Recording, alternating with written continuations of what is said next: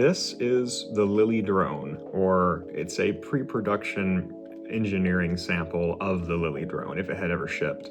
In fact, the company ended up walking with about $34 million in pre-order campaign money and never actually delivered a product.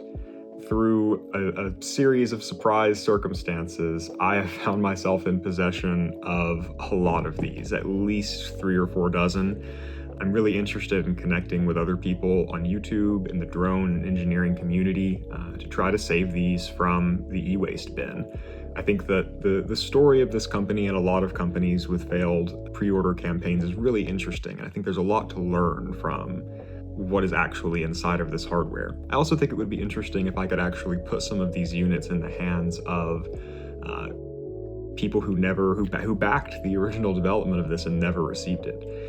So if you're interested in working on these drones or want more information, get in touch with me through the description in this video. Also, subscribe to this channel. I'm going to be posting a lot more content about these. I have a lot of units that sort of represent different stages of this drone's development process, including some like early dev boards. A lot of these seem to have the development headers on them still, like there's micro USB ports on everything. It seems to be built out of commodity off-the-shelf hardware as well. So I'm interested to see if maybe we can't get the firmware dumped, maybe see about getting these actually working again. I have power supplies and the tracking remote controls, most of the hardware product development tool chain, I think.